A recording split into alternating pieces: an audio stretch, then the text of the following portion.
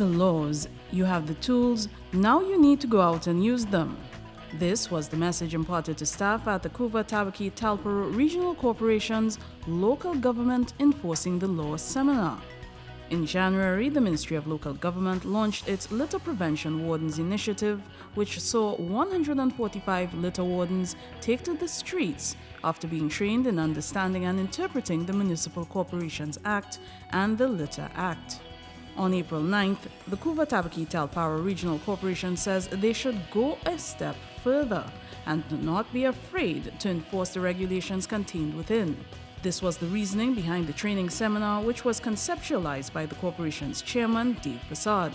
The Enforcing the Law in Local Government seminar was specifically targeted at the officers whose job it is to go out and make sure the laws pertaining to the corporation are obeyed. These include municipal police, public health officers, and the litter wardens. However, Mr. Prasad says even though there are at least 20 pieces of legislation that give regional corporations the power to curtail lawbreakers, lawlessness remains a problem. Therefore, the billion-dollar question is why then our society, our region, continue to be flooded, not only by water, but by illegal dumping, illegal structures, illegal everything. Every offense under the law is violated. And we wonder why our society is so lawless and so indisciplined, why we're so violent, why we're so unpatriotic. And it has to do, in my view, with the whole issue of enforcement. If we cannot enforce our simple litter laws or vending laws, we cannot diminish the lawlessness in our society. The seminar aimed to equip enforcement officers with the practical skills to perform well out in the field and not just theory. One such skill is the confidence to approach lawbreakers and stop them at the first offense. How is it that a man can then be served 7 notices and he, with impunity, disrespect,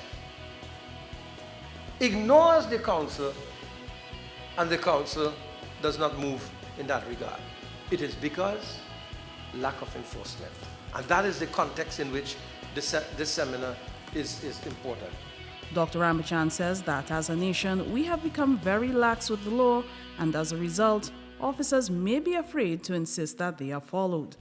What has happened in Trinidad is that we have a situation where there's a culture that has developed where people have grown accustomed to ignoring the law, especially as it comes to local government, thinking that they can get away with everything and that nobody is going to come after them. We need a culture shift. We need a shift to more responsible attitudes on the part of our citizens, particularly with respect to the quality of the environment. We need to do a lot more. We are far away from where we ought to be. He told officers in the audience that they must return to their sense of duty, citing times when he, as a government minister, had to write to friends asking them to comply with the law. The seminar featured mock court segments where litter wardens could practice their evidence gathering, prosecution, and presentation skills. And you meet a man like Mr. Jeffries and the prosecutor and defense attorney, and you begin to develop yourself. Go and fail. Lose 2-3 cases, not a problem, but you will learn from everyone, and then you will become a very good litter warden. The sessions are expected to last over the next few weeks, with segments targeting a different group of enforcement officers. As consultations on local government reform continue around the country, Minister Rambachan says the time has come to consider whether the corporations need to have their own municipal court to prosecute matters coming to their attention. He is also looking into spearheading mediation training for regional corporation staff.